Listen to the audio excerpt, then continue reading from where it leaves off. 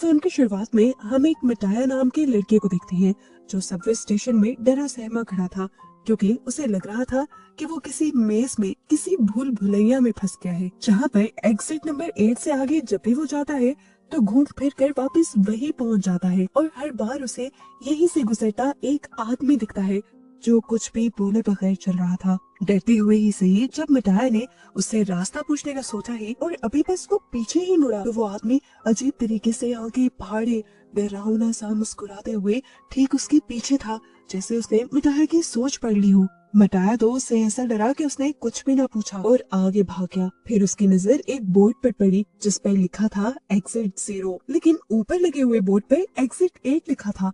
उसे ये बात अजीब लगी। एक बार, दो बार, यहाँ तक कि 100 बार उसने यहाँ से निकलने का रास्ता ढूंढा। हर रास्ता ऐसे बंद था जैसे दरवाजे शो पीस हुआ। बार बार वो इसी भूल भुलैया में घूमता रहा। उसने इमरजेंसी कॉल करने की भी कोशिश की, पर एग्जिट के सभी इंटरकॉम काम नहीं कर रहे थे और उसके अपने फोन में भी किसी किस्म के सिग्नल नहीं थे।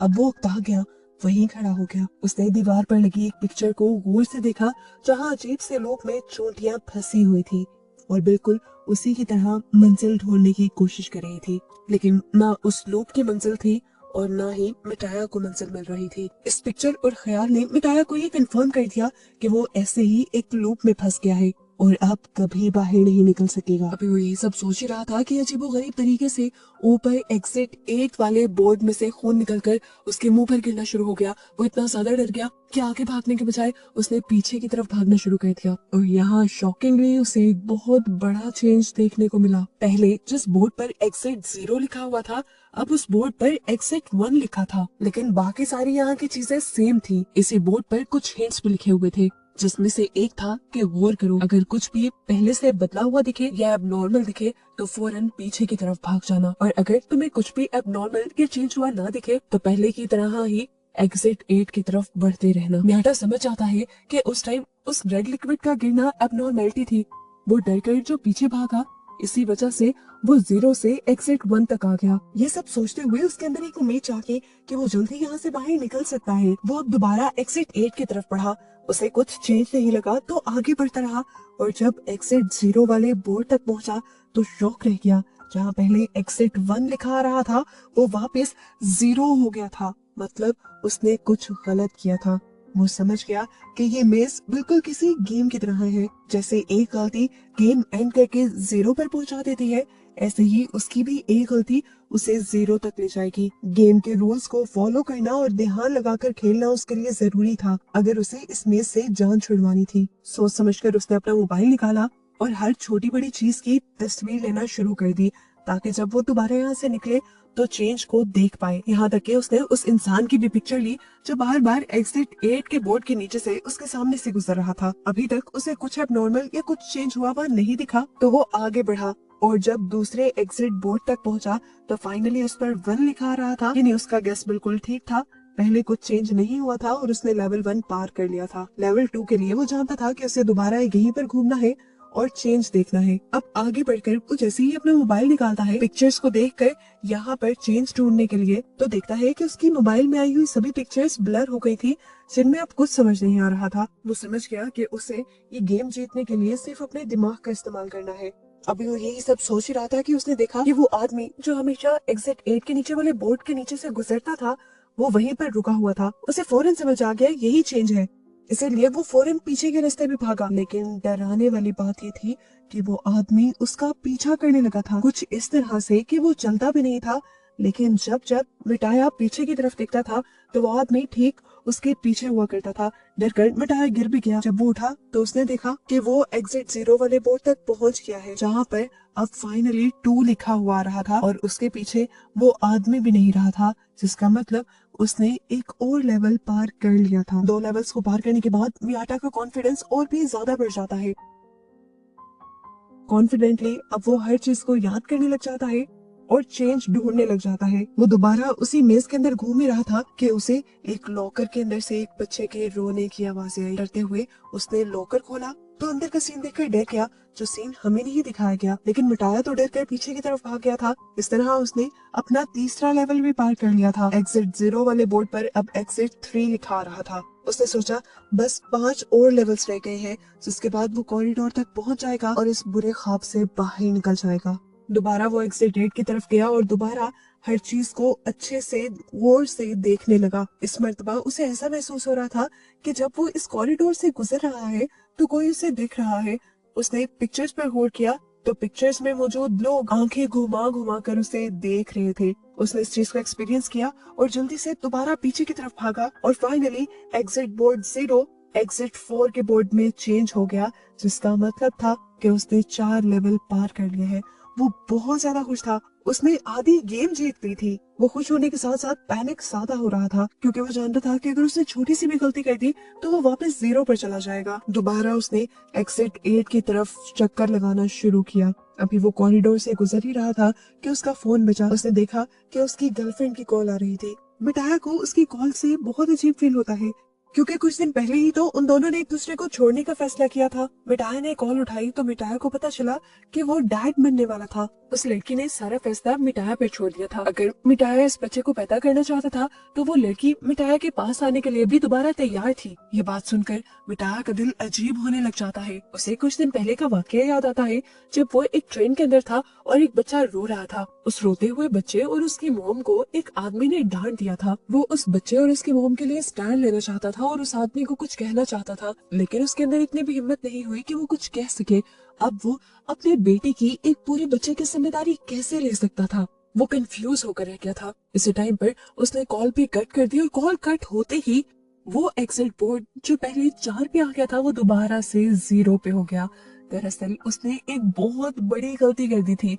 वो पहले से ही जानता था कि मेज में कोई सिग्नल नहीं आ रहे और यहाँ पर उसकी गर्लफ्रेंड की कॉल आ जाना ही सबसे ज्यादा चेंज था, और यही चेंज उसने मिस कर दिया और वो वापस एग्जिट बोर्ड तक नहीं आया। और अब जहाँ वो पहले आधे लेवल पार कर चुका था वो दोबारा 0 पर आ चुका था। उसे पूरी गेम दोबारा खेलनी थी। मियाटा इस चीज से इतना फ्रस्ट्रेटेड हो जाता है कि बैठकर जोर जोर से चिल्लाने लग जाता है। उसे इस मेज को पार तो करना था, लेकिन अब उसके अंदर कोई भी मोटिवेशन नहीं रही थी।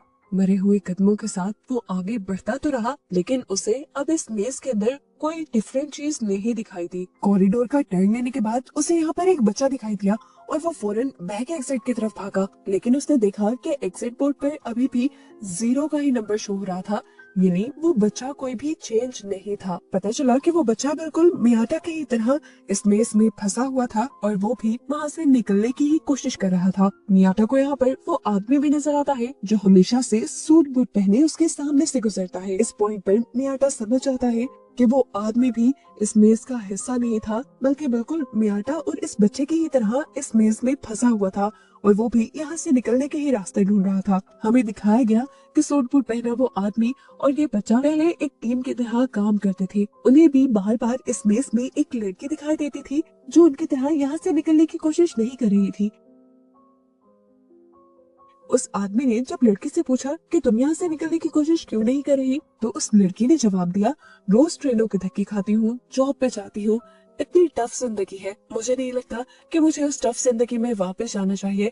मैं इस मेज में काफी रिलैक्स हूँ। लड़की ये बात ही कर रही थी कि आहिस्ता आहिस्ता उसकी आवाज बदलने लगी। वो बार बार वही जुमला कहने लगी जो वो एक मर्तबा बोल चुकी थी। उसकी आवाज जब भारी होकर मर्दों वाली आवाज में बदली तो इस आदमी को समझ आया कि ये यहाँ पर एब्नॉर्मलिटी है और वो बच्चे को लेकर फौरन बैक एग्जिट के बोर्ड की तरफ भागा। उन्हें दिखाया गया कि उनके एग्जिट बोर्ड पे अब 6 का नंबर आ रहा था, यानी वो गेम जीतने के बहुत करीब आ चुके थे। एक मर्तबा दोबारा ये पूरे मेज का चक्कर लगाते हैं।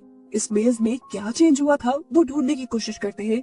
दोबारा उन्हें यहाँ से वो लड़की गुजरते हुए नजर तो आती है, लेकिन वो लड़की उनसे कुछ बात नहीं करती। बच्चा देखता है कि यहाँ डोर्स के हैंडल अजीब तरीके से लगे हुए थे। बच्चा उस बड़े आदमी को ये बात बताने की भी कोशिश करता है, लेकिन वो आदमी बच्चे की बात को इग्नोर करते हुए उसे आगे ले जाता है और ऐसे उसकी इतनी सी इग्नोरेंस, इतनी सी गलती उसके सारे गेम को पीछे ले जाती है और उसका एग्जिट बोर्ड दोबारा 0 नंबर पर आ जाता है।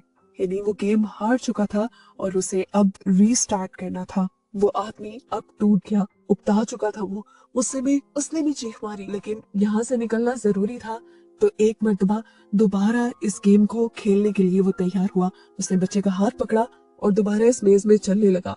मजेदार की बात थी कि अब उसे ऊपर जाने का एक रास्ता भी नजर आ गया था। वो बहुत ज्यादा खुश हुआ। सीढ़ियां चढ़कर वो ऊपर जाना चाहता था, लेकिन बच्चा उसे समझाता रहा कि ये गेम है, ये अब नॉर्मलिटी है, हमें वापस पीछे की तरफ मुड़ना है रूल्स के मुताबिक। लेकिन इस बड़े आदमी ने उस बच्चे की बात नहीं सुनी और वो सीढ़ियां चढ़ गया और उसकी वजह से वो इस मेज में ही फंसा रह गया। वो बच्चा जो एग्जिट बोर्ड की तरफ गया था, उसने देखा कि एग्जिट बोर्ड पर अब 0 के बजाय 1 आ गया था, यानी ये बच्चा ठीक था। वो सीढ़ियां एक एबनॉर्मेलिटी थी, बाहर जाने का रास्ता नहीं। वो बच्चा अब ये भी जान गया था कि वो आदमी अब हमेशा उन्हीं सीढ़ियों में फंसा रहेगा। खैर स्टोरी दोबारा मियाटा की तरफ शिफ्ट हो जाती है, जहाँ पर उसने उस बच्चे को देखा था। मियाटा क्योंकि समझ गया था कि ये बच्चा और वो आदमी पहले टीम की तरह खेल रहे थे, तो इस बच्चे को अकेले देखकर वो ये भी समझ गया बच्चे को उस बड़े आदमी ने छोड़ दिया है। उसे बच्चे के लिए बिल्कुल अच्छा फील नहीं हुआ। अब वो बच्चा मियाटा का साथी बन गया और मियाटा ने जल्दी रियलाइज किया कि इस बच्चे का IQ बहुत तेज है, यानी ये बच्चा बहुत ज़हीन है और वो छोटे से छोटा चेंज भी बहुत ही आसानी से पकड़ लेता है। बच्चे की स्किल्स का इस्तेमाल करते हुए ये लोग जल्द ही पहला और फिर दूसरा लेवल भी पार कर देते हैं। और जब तीसरा लेवल पार करने के लिए वो इस मेज के अंदर घूम रहे थे, तो एकदम से मेज की लाइट फ्लिकर करने लगी, जलने बुझने लगी। बच्चों के रोने के साथ साथ चूहों के अजीबो गरीब तरीके से बोलने की आवाजें यहाँ आने लगी थी। मियाटो ने अपने फोन की लाइट ऑन की तो उसे वो आदमी भी बहुत ही अजीबो गरीब तरीके से खड़ा हुआ दिखाई दिया। मियाटा डर गया और फौरन उस बच्चे का हाथ पकड़कर पीछे की तरफ भागा और उसे पता चला कि उसने एक और लेवल पार कर लिया था। वो सब कुछ जो हुआ था, जिनसे ये दोनों डर गए थे, वो सिर्फ इनका एक इम्तिहान था। इन्होंने नेक्स्ट राउंड के लिए मेज में घूमना स्टार्ट किया और इनके सामने एक औरत आ गई। मियाटा समझ गया कि ये औरत भी यहाँ एबनॉर्मेलिटी ही है और इन्हें पीछे ही मुड़ना है। लेकिन वो बच्चा वो रोने लगा और उस औरत के पास जाने लगा। वो बच्चा बहुत ज्यादा इमोशनल हो रहा था, इसलिए मियाटा उसे उठाकर पीछे की तरफ भाग गया और इस तरह इन्होंने एक और लेवल क्रॉस कर लिया। लेकिन ये लेवल क्रॉस करने के बाद भी, आधी गेम जीतने के बाद भी मियाटा को कोई खुशी नहीं हो रही थी, क्योंकि उसे बच्चे की टेंशन होने लगी थी जो अपनी माँ से दूर था। उसे बच्चे पर तरस आया और उसने उस बच्चे का हाथ मजबूती से पकड़ लिया और अपने से ये वादा किया कि वो इस बच्चे को इसकी मॉम तक पहुंचा कर ही रहेगा। अगले मरतबा जब ये इस मेज में घूम रहे थे, तो हैरानी की बात थी कोई चेंज उन्हें यहाँ नहीं नजर आ रहा था। लेकिन उस लड़के ने देखा कि ऊपर जो एग्जिट 8 का बोर्ड लगा था, इस टाइम उस पर 8 उल्टा लिखा हुआ था। इतना छोटा सा चेंज जो कोई भी इग्नोर कर देता, वो इस बच्चे की जहानत पकड़ लेती है और ये लोग फौरन पीछे की तरफ मुड़ जाते हैं और इस तरह ये लोग लेवल 6 को भी क्रॉस कर लेते हैं। अब बस 2 लेवल रह गए थे। मियाटा जानता था कि उसके बाद वो इस मेज से आजाद हो जाएगा, अपनी दुनिया में वापस आ जाएगा। पर पता नहीं क्यों उसके अंदर की फीलिंग्स बहुत ही अजीब थी। वो मेज का जब दोबारा चक्कर काटने ही लगा,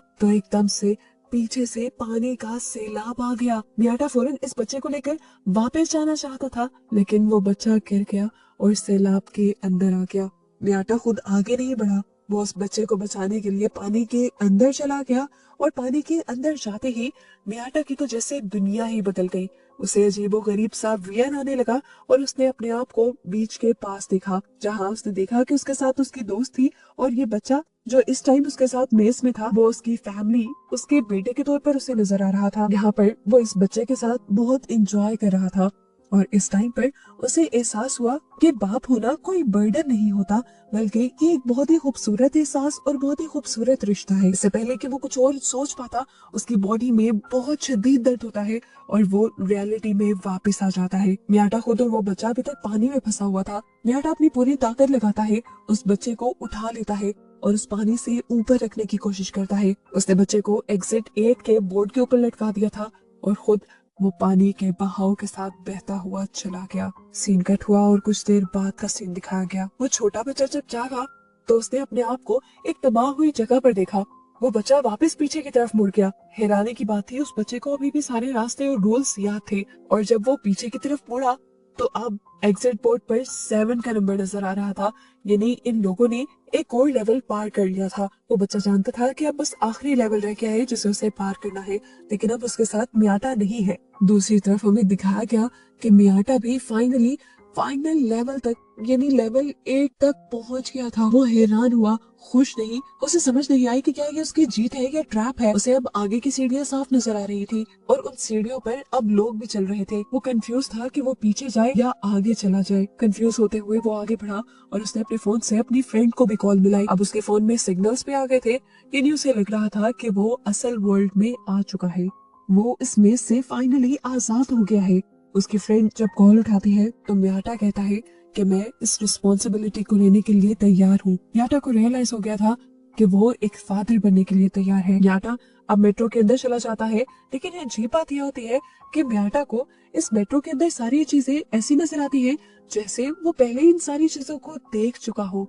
कुछ ही देर में यहाँ पर एक बच्चा रोता है और एक आदमी उस बच्चे और उसकी माँ को डांटने लग जाता है। ये वही सीन है जो मूवी में पहले हम म्याटा की सोच में देख चुके हैं। म्याटा ने इधर उधर लोगों को देखा, वो सारे लोग अजीब थे, अपने फोन में बिजी थे और यहाँ म्याटा का दिल टूट गया। वो समझ गया कि इस मर्तबा भी वो गेम के ट्रैप में फंस गया था। उसने तो नंबर 6 के बाद नंबर 7 क्लियर किया ही नहीं था और ये सब भी एक ट्रैप था। वो एक लूप में फंस चुका था और उसने बहुत बड़ी गलती कर दी थी।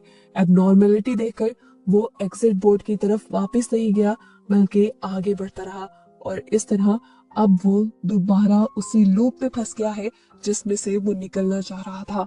और बस उसी को दिखाते हुए ये मूवी इस मिस्ट्री के साथ यहाँ खत्म हो जाती है कि क्या म्याटा आजाद हुआ भी है या उसी मेज के अंदर फंसा रह गया है।